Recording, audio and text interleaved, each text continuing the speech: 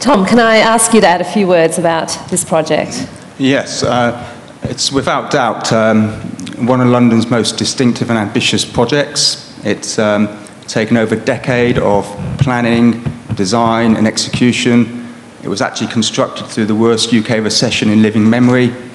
To me, it's a real testament to teamwork. It's resulted in a fantastic building, an efficient, sustainable structure, exciting public realm, and probably most importantly, very satisfied and proud stakeholders. So can you tell us a little more about the design concept and some of the technical challenges associated with this project? We heard a little in that video, but if you could expand on that. Renzo came up with this view of a sort of vertical city, which he felt was very sort of compatible to urban development and living in the city. And the sort of spire was very much based on the old paintings of the ancient London skyline of church spires and masts on the ships on the Thames. He had this view that he wanted the building to sort of disappear in the sky. And he's done that through by sort of reducing the density of the structures as we go up, which is very different from many skyscrapers, which tend to be extrusions of sort of vertical towers. I think one thing that's interesting that is from a distance, you think it's sort of like an uninterruptible sort of taper from base to tip, but actually it's 18 different facets, shards of glass effectively, that overlap one another to give it its distinctive geometry. Now, it's a very tall building. It can be seen from all over London. And I think what would be on the minds of most Sydney-based developers is, how did you do it? You know, it was controversial. You had CABE, which is the Commission for Architecture and Built Environment, and English Heritage fighting against it. What did it take to get this project approved? Use the word controversial. I think of it as a very ambitious project.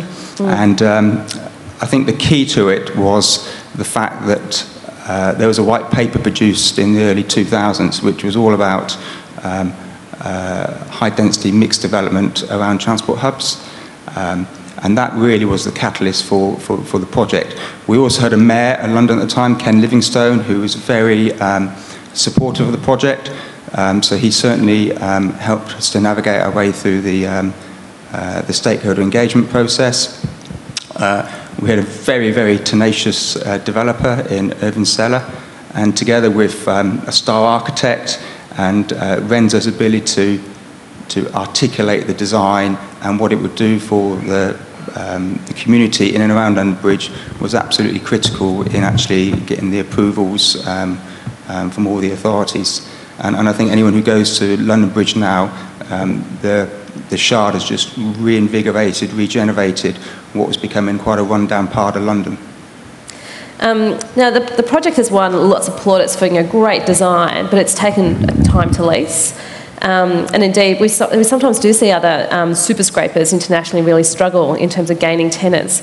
How would you measure the success of the project today, and how much of a long-term view do you need to take with such risky yet such iconic projects? It's important to realise that the Shard is just one part of London Bridge Quarter. Very close by is another building that Irving Seller, Renzo and WSP have delivered, which is, we call it the Mini Shard, the place. It's another 430,000 square feet of development. So I think you've got to look at the Shard in terms of the whole of the London Bridge Quarter. The place is now fully let to News International. Within the Shard, we have the main tenant, which is obviously the Shangri-La Hotel, and we've got about 30% of the office space now sublet to various tenants. So you've got 100% of the place leased, you've got over 50% of the Shard leased, and I think that is testament to the success of the project. It's fair to say that I think the Irving Seller has been quite patient to ensure he gets the right tenant at the right price to protect the integrity of the asset. And this long-term view, I think, is supported by the fact that the majority of the development was funded by the state of Qatar, and these sovereign funds tend to have a much more longer-term view of their investments than maybe a traditional developer. Now, the Shard was a real catalyst for rejuvenation, but it's fair to say not everyone saw it like that in the early days. But you did really focus on creating positive amenity for the local community, and we saw some of that in the video. How did you determine or decide on those community solutions, and how did you engage the local community in realising these solutions? Well, the video talked about the new bus station, the new roads, the new station concourse. But in addition to that, the whole of the adjacent Guy's Hospital Tower is reclad. One of the amenities that's often forgot about is that at level sort of 68 to 72 are the viewing platforms. Last year there was over 1 million visitors. That's just not international tourists, but that's Londoners and all people from the UK wanting to sort of celebrate their sort of iconic building.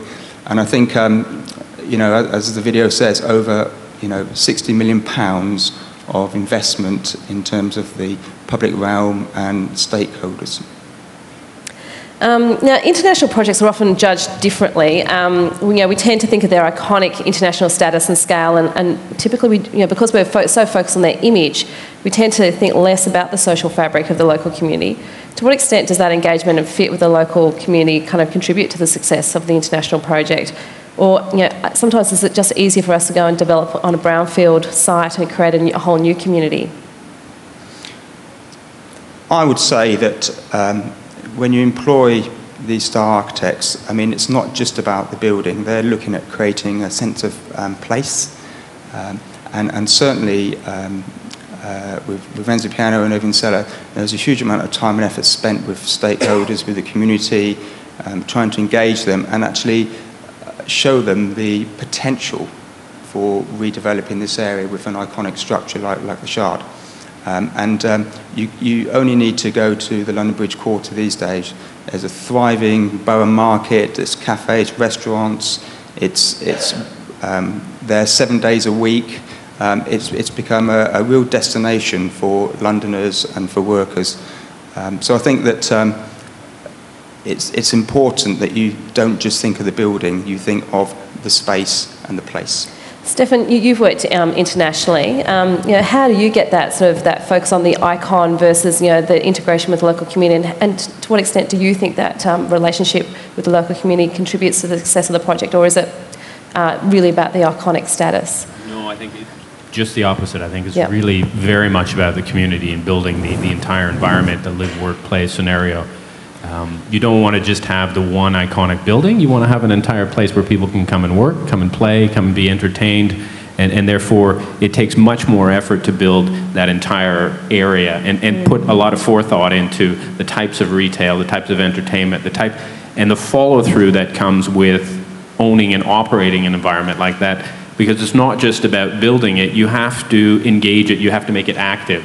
So one of the things Brookfield does and one of the things that Shintendi does is create an environment where there's entertainment, there's activities going on, there's nightly activities going on, there are events, fashion shows, all these kind of things to engage the community and get people to come out and enjoy the place.